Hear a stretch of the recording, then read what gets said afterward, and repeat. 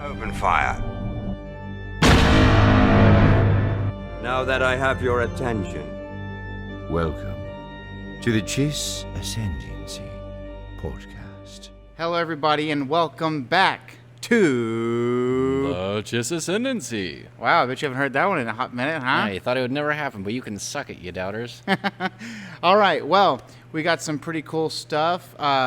Me and the Sam Man are back together. We're up, we're at, I don't even freaking, where are we? Mason, Texas. Mason, Texas. For Thanksgiving. And so, first of all, let's get into it. I'm bald. So before you had questions, yes, I shaved my head. It was for a good cause. But today, since it's Thanksgiving, we wanted to do a video. I put a little short list together, but Samuel was on the premises, and so I would be doing all of us a disservice if I didn't have Samo on. We're not together so much anymore. So Yeah, it's nice exactly. to get this going. It's nice to get this going. But since it's Thanksgiving, obviously by the time editing and everything happens, this may very well be Black Friday, but it is what it is. But the title of this video is 10 Star Wars things that I'm thankful for. Okay. And so at any moment, feel free to chime in, and we're just going to go down the list from 10 to 1. Okay. All right? Number 1, the Star Wars trading card game.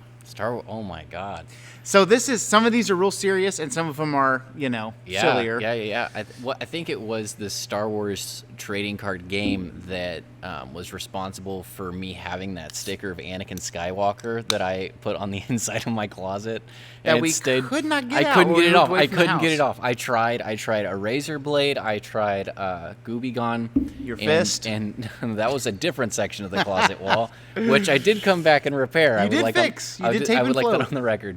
Yeah, so when you're moving and your parents are like, all right, all the frickin' tack holes, all the Oreos you've shoved in the wall or whatever the freak, clean that up. And so, The only person who had ever lived in that room was me. right. Yeah. Yeah. It was my room. And so, I had a ton of posters from Slam Magazine. They would give you a poster, and every month they'd be like, do you want to have a picture of Tracy McGrady or Steve Francis? And I'm like, I'm from Houston, but I'm not, retarded either. I'm going to go and put Tracy McGrady on there. And so I had all these posters that I would pull off the wall and be like, there goes a triangle of paint. And so we had to fix all that stuff. And the only thing that really The only thing you that had was to wrong, fix. it was this, and I left it. You know what? Yeah. I left it. Never took it off. And so, the codes are better for it. I'll I'll tell you that right now. I bet they don't even know it's there. If I had to wager, I would say they don't know it's there. You're probably right. Yeah. But the Star Wars trading card game, for Thanksgiving, I put out that post with some of those custom Star Wars The cards. Martian Row was brilliant. I loved it so much. I put the little cadence there. Yeah. I tagged Mark Thompson on Twitter, and he liked it. But I loved it. The feigning compliance part really, really got me. Yeah. It was very Martian. I wanted to put so much detail in there, then control your enemy, and then put And then explode your face. love you, Kosov, or something like that. But I only had so much space, Yeah. before you couldn't read it. But the Star Wars trading card game was something that we bonded over. Well, there's a story behind the Star Wars trading card game, The actually. smallest dice I've ever owned. It's true. Tiny, tiny little die. So before episode 2 was the one that we really bonded over. Yeah, I think, I was, 4 years old when episode 1 came out? Yeah. So, So- by the time episode 2 came out, I was 7. There's a big Right. difference There's there. a big difference. But when episode 1 came out, it was Jedi Knights, I think was the name of the whatever. And I was collecting these cards, and there was a place by the mail, P.O. Box, whatever we'd go to, in Kingwood, Texas, that it was a sports card store. But of course, Star Wars, anytime Star Wars comes out, you have Star Wars stuff. So they had the Star Wars trading card game, and I bought some cards.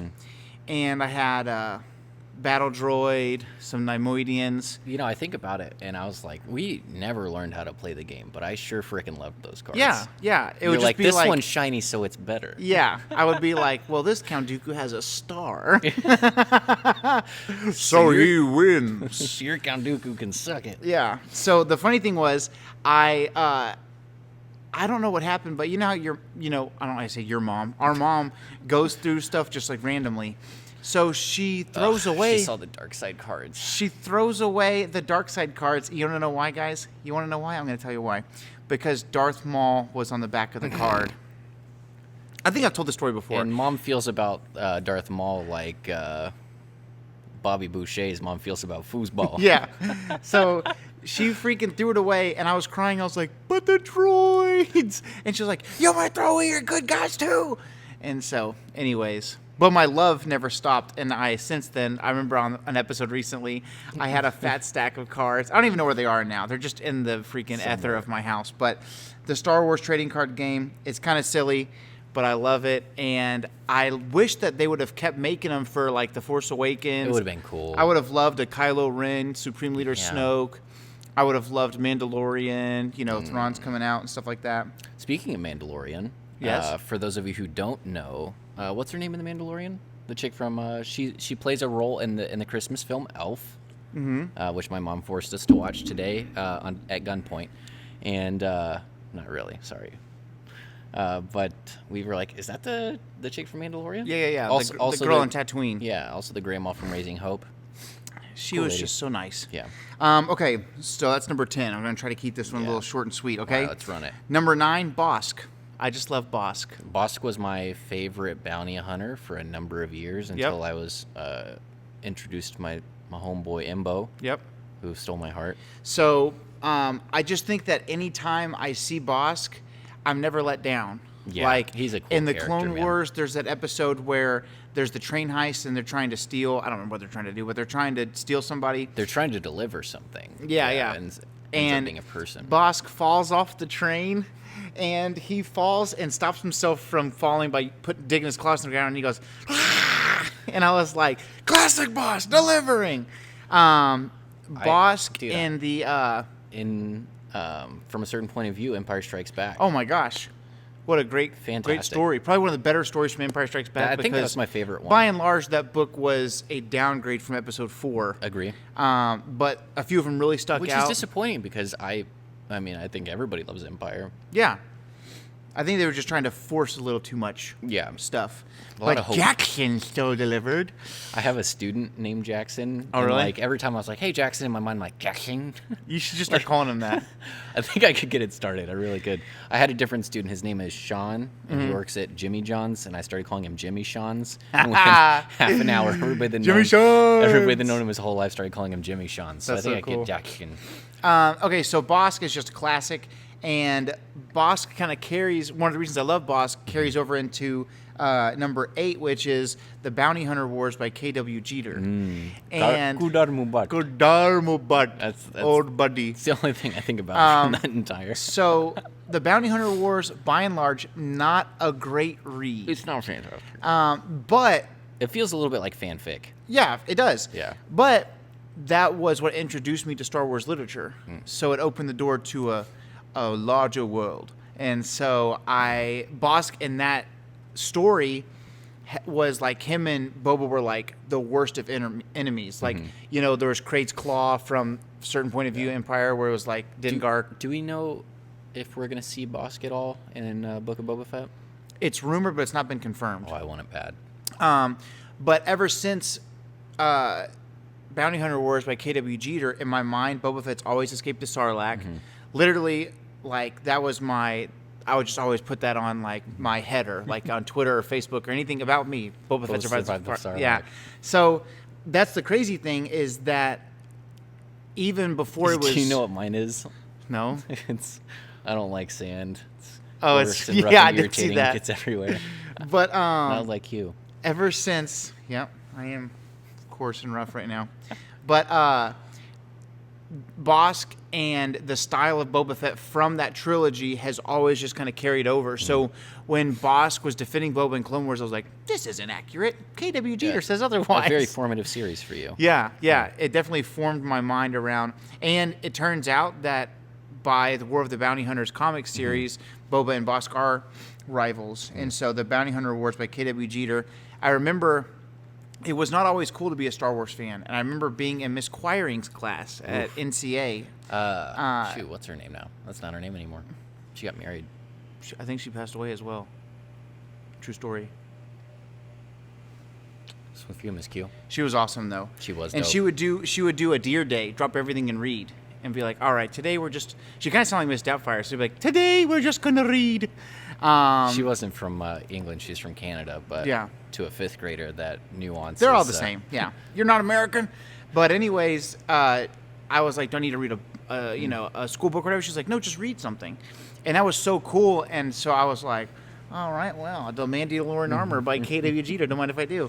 And so people were like giving me grief, like, oh, you read a Star Wars book. And now it's cool, and I know more than everybody else. So I stuck to my guns. This next one doesn't really need any explanation. Figures. Star Wars collecting is a huge part of Star Wars as a whole. I Always just love has the action been. figures. Your love for Brahms really took a hit. Oh. The loss of Boba Fett. Brahms! Yeah. For those of you who weren't there 17 years ago. It was a long time. It was a long time. No, it was longer than that. It was probably 20 years 20 ago? years ago. Good God. We are old.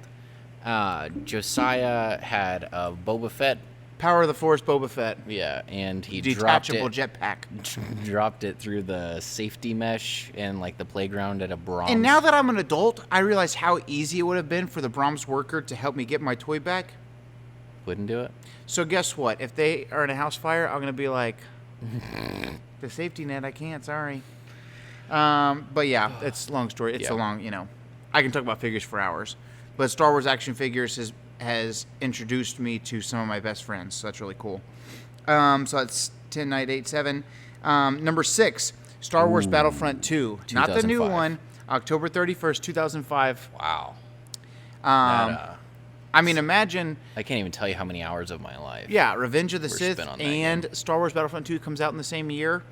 I remember we were playing going back and forth between Battlefront 2 and the Star Wars Episode 3 game. Oh, yeah.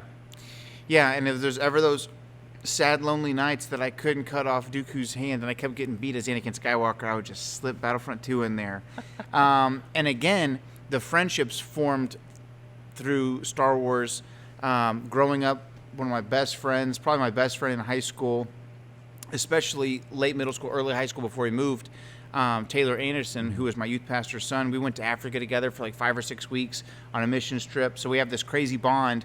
And he was one of those guys that, and of course you were close enough in age that we were all three friends, and just throwing stuff at each other's no squares, just trying to hit each other in the... I was thinking about that, and I wasn't going to say anything. And then you said throw, and I was like, oh, he's going for it. Yeah, literally a foam bow and arrow, and we're like, hold still. And we would hold still. We would literally be like, I'll tell you what, though, he was far and away the worst at that game. yeah, well, we didn't tell him. His aim was whack. But Taylor... I'm like, oh, yeah, you got me. All right, hold still. But Taylor's like still one of my best friends, and he's one of those guys that I check up on. I'm texting. He's, Happy Thanksgiving, Merry Christmas, like all those things. And he was one of those guys that we were either at his house or he was at our house every weekend. And whether it was at his house or he put it in a duffel and brought it over, that glorious old original Xbox with Star Wars Battlefront 2. Oh, and I'll never bless him. forget when I got my 66th Frenzy, and I started off with a freaking Yeah, you start off with the Elite battle rifle. rifle. killer. It's a good All time. right, number 5. This one's more for me than for you. Okay. But Yeah, I it is am for you. grateful for Miss Karen Travis, and I'll tell you why. Karen Tell us why. Travis, I am. I'm going to. That's the whole point of the show, really.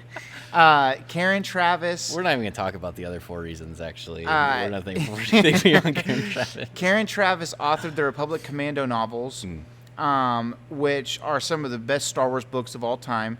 And here's the other thing. And a third of the... Yeah, the Legacy of the Force Yeah. series. So the Clone Wars, one of the number one things, if you ask a hardcore Clone Wars fan, what's the best thing about Clone Wars? clones. The clones. Yeah, easily. It's the giving them a persona beyond that robotic yes sir Yeah. from episode 2. They're not just robots with flesh on. They have personalities, and Yeah. in the very first episode of Clone Wars, they all are talking to Yoda and they're like, "Oh, we're all the same." And he's like, "No, like to me I see you differently because of the Force." But before, obviously Dave Filoni felt that way and was in the works, but before that was a publicated, out in the open thing, Karen Travis was writing the Republic Commando novels talking about how the clones deserve to have a family, and Yeah. the I would richness say- of the Mandalorian culture. Yeah, I would say she probably paved a lot of the way for what we Yeah. have in Bad Batch now. And exactly, and that's what's so crazy is that now the two greatest things on our horizon as far as Star Wars goes is the Book of Boba Fett coming out in December, Mandalorian Season 3, and I know we've got Ahsoka and Kenobi, but I'm saying as far as what's been sustaining us since Episode 9, Bad Batch, Rebirth of the so Clone excited for Wars, Kenobi still, Mando though. Season 3, then they announced the Book of Boba Fett before we really got any news on Ahsoka and things. And all of that really is built around, we want more Clone Wars because we love these troopers and they deserve to have their story told.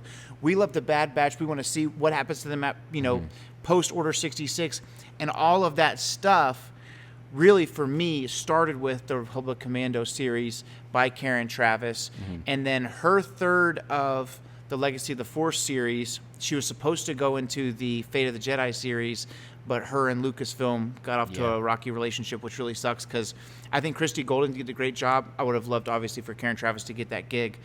But the fleshing out of Boba Fett, the fleshing out of the Republic Commandos, their relationship to the Jedi. Yeah, Karen all of Traviss those was things. the first Star Wars author that I knew by name because she was so influential for you. Mm-hmm. It was like the only. I mean, I actually didn't get into Star Wars literature until I was in college. What was so crazy is, there's But four, I knew Karen Traviss. Yeah. There's 4 Star Wars Republic Commando novels, and then technically there's an Imperial Commando novel. So it's Hard Contact, 000, True Colors, Order 66, and then Imperial Commando 501st. And there was supposed to be a 6th book before everything hit the fan with her. But what she's so cool about is she wrote like a short little thing, and it's on Wikipedia now if you look it up today. And it's here's what would have happened in that 6th book. Yeah. So she's just the best. She's a gem. And I would love, if you're listening, if you're one of the 35 people that are watching this video, Lucasfilm or Del Rey, get Karen Traviss back in the fold. All right, that's number 5. Number 4, we talked about it a little bit, but Clone Wars. Yeah, I'm going to go ahead and fold within this because it's not on this list and it should be ObiWan Kenobi. Yeah. He's a gem. He's the gift that keeps on giving. Every once in a while, I'll think about a one-liner from Kenobi, particularly in the Clone Wars, and I'm like, that's just a fantastic bit of snark. Yeah. I had a hilarious, if you guys don't follow me on Twitter, it's probably for the best, but I had a hilarious Star Wars meme that I made while I was driving. And if you're familiar with this scene from Star Wars, it's Episode 2. It's a perfectly formed joke. Because of the gift that I used. But I said, when somebody passes you on the highway only to get stuck behind the person that you're stuck behind. And then Kenobi looks up at his handcuffs and he goes, good job. Yeah. I think that's hilarious. Oh, my gosh. Oh, he's a treasure. The snark of Episode 2 Obi-Wan is unmatched. It's unparalleled. But number 4 on my list, which coincides with what you just said, is Clone Wars. Yeah. And Clone Wars... Which for me really is it's more Kenobi content. Sure, yeah. But it just fleshes out all these characters. Oh, it's I mean, so beautiful. I remember I got made fun of in Plo Koon college. be? Yeah. Who would Plo Koon be if it was not for Clone Wars? I remember I was watching it in college, and I think it's like the 3rd or 4th time I'd watched it. Yeah. And somebody's like, "You're watching the Star Wars cartoon?" And I was like, "Oh, you ignorant swine." You ignorant, I was like, uncultured swine. I don't know. I think he was also like a big prequels hater, and I was like, all right, I'm gonna make you feel bad twice. Yeah, this guy's uncultured. That's what that but is. I was like, all the things that you have a problem with about the prequels, let me introduce the Clone Wars, and then you love them both. Yeah, exactly. I think it does a lot. Clone For Star Wars Wars we in could general, talk about for an hour, but it's dude, Child's it's play. so good. And Clone Wars also brought about Dave Filoni, who is George Lucas Jr. And I don't know if you've gotten to see it yet, but Under the Helmet, the new Boba Fett documentary they put on Disney Plus, there's a moment where obviously Dave's a little bit older now, and he's talking, and I'm like, oh my God. His beard's getting a little bit more gray. His hair's swept back a little bit more gray, and I was like, oh my God. He really is the Boba to George's Django. I love it. Number 3, this is a 2-parter. Okay. Yes. But I agree on both. I want to give a shout out. I want to give a special shout out right in this moment to Misters Mark Thompson and Jonathan Davis. These are two guys. Without Qui-Gon and Obi-Wan? Oh my God. These are 2 guys that I am so thankful for this holiday season because there's other audiobook readers and other people do a great job. There are other ones, but there are not other ones. They do a great job, but Star Wars literature would not be for me what it is if it weren't not for even these close. two guys. I was driving down, and I have not gotten as deep into Greater Good as I would have liked to. Yeah. Or is Lesser Evil now? Is the third part? Yes, Lesser Evil. Lesser Evil. And I've been saving it for the drive that I had down here because it's like 7.5, 8 hours for me. And so the book always makes it go so much faster, and I would be able to get, really, really get into it. And he's doing the intro, and he says, Chiss Ascendancy. And then to myself, I went, podcast. Like just, I was like, I was just so smug about it. I just brought a smile to my face hearing that. I was love it. thinking, how much legal trouble can I get into if I had just ripped the first 30 seconds of this where he describes the Ascendancy, and that's just the podcast intro. But Mark Thompson is the guy who did the whole Legacy of the Force series. Yeah, he is Star Wars. He's the voice of Star Wars. Yeah, he's my first audiobook guy. He does the intro piece. I know we've put a couple of extra little new things in the beginning of the podcast, but the longer intro with the cool music and, welcome to the Chiss Ascendancy. That's Mark Thompson. Super easy to talk to, super likable, lovable guy. Yeah. And then Jonathan Davis did Darth Bane. He's done other things too, but good night. Yeah, he did Darth Bane. He does a fantastic Qui-Gon. Yeah. So if you haven't read Master and Apprentice, I always suggest audiobooks to people that they're like, I can't get into it. I can't read. I can't read. I'm like, all right, let me introduce you to this beautiful thing called an audiobook. Elmer, no, it's Spot. You know what I'm talking about? Okay, so number 3 is a combo. Mark Thompson, Jonathan Davis. Love them both. Just Love them to just death. gems. Just bless those guys to death. Bless those guys to death. All right, number 2, stories beyond the screen. What I mean by that is books, comics. I even include just stuff beyond the movies. Well, you even talk about frickin' all of the High Republic. Would not exist. Exactly. Some of my favorite Star Wars stories that are contained only in books wouldn't exist. Right. And I think, Stories, now that Disney characters. Plus is kind of, I wouldn't count Mandalorian as separate from the screen, especially during COVID when that was coming out, and that was kind of your only form of entertainment Star Wars wise. But beyond the major live action shows, I mean, Clone Wars has done more for character development than any singular film ever has or could. Yeah. Authors like Timothy Zahn, Bless that guy to death. Put him on. like the I list. said, Karen Travis, Yeah. some of those things. This list could have been 50 things long. Oh yeah, no, easy. But the stories beyond the screen turn the average Star Wars fan into the super fan. Stories beyond the screen are really some of the best parts of Star Wars. Obviously, episode 4, 5, and 6, that's going to be the lightning in the bottle that's never recreated. And I don't need it to be recreated to love what comes out from Star Wars. But by and large, my favorite stories are actually things that happened in a book or in a comic. I had a trade-off deal. One of my really good friends, Shelby, she wanted me to watch this show, and I was like, it looks boring. But she really wanted me to watch it. And so I said, all right, for every season I get through, you have to read a Star Wars book. And I think I negotiated up to 3 books a season. Oh, snap. And so I gave her a list of like 10 books. Yeah. And Do trilogies count as one or a book? No, I only gave her the first book of each trilogy that I wanted her to read because I was like, if she reads the first one, no way she doesn't read 2 and 3. And so she got it in to her first couple books, and she's like, "What have you done to me?" So now she's like one of the biggest Star Wars readers I know. But it's Dope. it's so easy to get into once you just get your feet wet. I think. For sure. It absorbs you. You know what Oh, I mean? man. Like you want it. You just want more Star Wars. Well, that's the thing is, I was thinking back to when I was doing the Raul Rasheen character spotlight. I was kind of looking for content as far as pictures through the Heir to the Empire comic, and I was like, well, this is some good stuff. This is some juicy stuff. Yeah. And I was thinking, like, I need to go back and re-listen to that or rewatch that or whatever, So stories beyond the screen really. What an imaginative character, by the way. Oh You know my what I mean? gosh! And it's Obi-Wan tells Luke, you've taken your first step into a larger world, and you can like Star Wars, but once you get past the initial I only watch Han Solo or Luke Skywalker. Yeah. Obviously, some of the greatest characters of all time. Let me introduce you to Thrawn. Let me introduce you to Marcion Rowe. Let me introduce you to some of those characters, Don't get me started. It's great. Okay, the number one thing, and it's the worst thing about Star Wars, but it's also the best thing about Star Wars, and it's the Star Wars community. I knew you were going to say it. I didn't even read it, and I was like, Star Wars fans for sure. Yeah. Yeah. It's the worst thing because there's some so-and-sos there's out there. the people that rise to the top, the squeaky wheel gets the grease, and YouTube is clickbait. So it's, Star Wars finally fires Disney or whatever the freak, and it's like those type of things are always going to get a million clicks or whatever, and that's fine.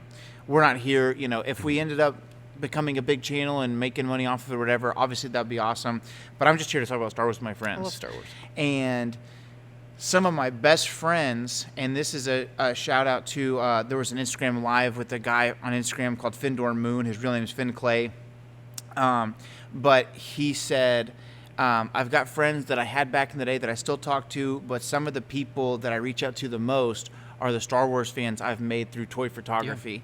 And he was saying, when a trailer drops, the first person I'm looking to is what is Josiah from Fett Ventures going to say? And just little stuff like that, I was like, woo! I felt that was so cool. But, Star Wars is such a community builder. Yeah. And at the end of the day, when Star Wars first came out, there was such a respect for each other, and there was such a love that spread, because you could have nothing in common except for, have you seen Star Wars yet? Back in 1977. And that was, going back to that 70s show when Red Foreman's like, God, this dumb, blah, blah, blah. They finally convinced Red Foreman to go to the theater, and he was like, how are they doing this? He's like so taken aback by the greatness of Star Wars. And, I have friends that I talk to every day that I've met through work or through church or through Bible school, and those are some of my best friends. But it just so happens that the ones that I'm closest to from that group, often we talk about Star Wars. We've been to Galaxy's Edge. Me and you, obviously, we're going to talk about life and everything going on.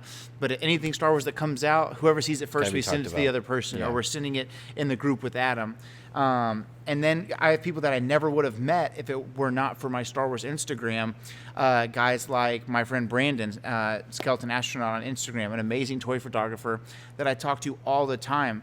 Guys like Ricardo, who's a Galaxy Nearby, who has, he works in Hollywood and he does color correction for movies and TV shows and stuff. And I'll tell him, hey, what do you think about this video? And he'll tell me the harsh truth about it needing a little something extra. But I never would have met these guys if it was not for Star Wars. And so the Star Wars community gets a bad rap, but all in all, if you get past that surface tension and you find yourself a good Star Wars friend, the chances are it's a friend for life. And that's why it's the number one thing I'm thankful for in the Star Wars world is the community. So those are 10 things. If you haven't started Lesser Evil yet, you got to get on it. This is I think, so far the most compelling book in this particular trilogy. Yeah, I would agree. I'm absolutely. I'm very interested to see where it goes. Oh yeah, I haven't found a book this captivating in a while from start to finish. Usually it feels like a little bit of work or a little bit of build up, and I've just been so dialed in the whole time. I agree. If you listen to audiobooks, the prologue itself is an hour long.